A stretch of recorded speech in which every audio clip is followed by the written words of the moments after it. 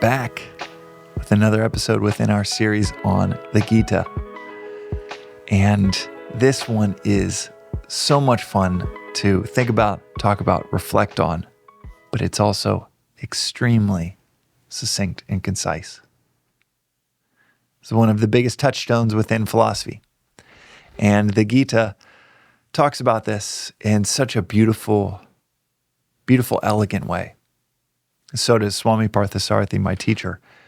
And the theme today within the Gita is on the interplay between fate and free will. So many philosophical debates over the years have been fate versus free will, predetermination versus free choice.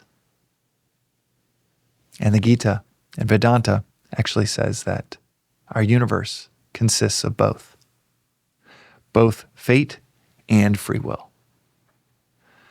I say it's succinct because you could spend, and people spend, barrels of ink talking about fate or free will or which one dictates the events in our lives. But Swami Parthasarathi says it so beautifully that we are a product of our past, but we are producers of our future. We are a product of our past, but producers of our future. In other words, the decisions we've made have created the scenario that you are in this very moment. And that scenario, that circumstance was inescapable.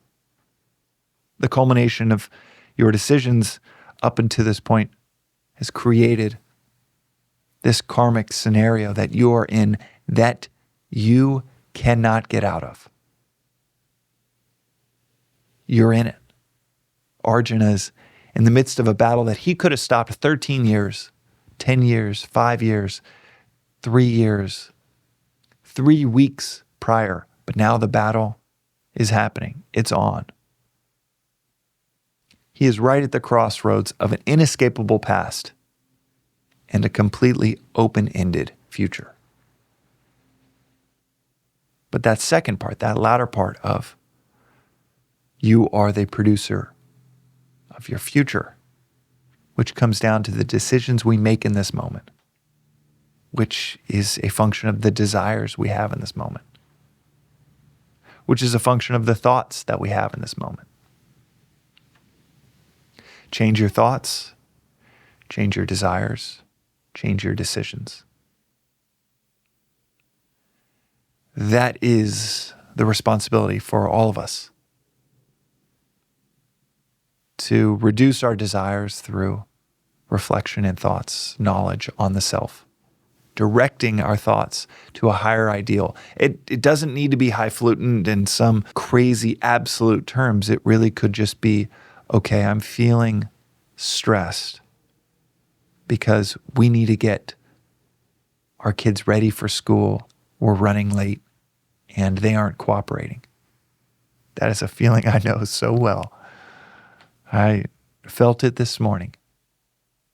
And yet in the midst of that scenario that was inescapable, it is still a choice between a selfish ideal of I need to make this, and this happen so that I can get to enjoy this fruit, this benefit, this convenience of not being a few minutes late to my own meeting.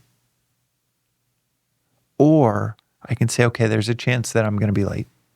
There's a chance that there is going to be egg on my face as I try to be some really hyper-responsible individual in my community, and I'm going to be running late for that.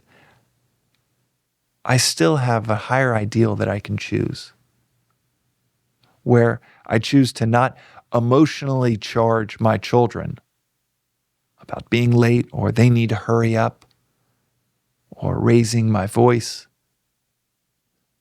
Choosing not to emotionally charge them because I might feel an emotional charge myself.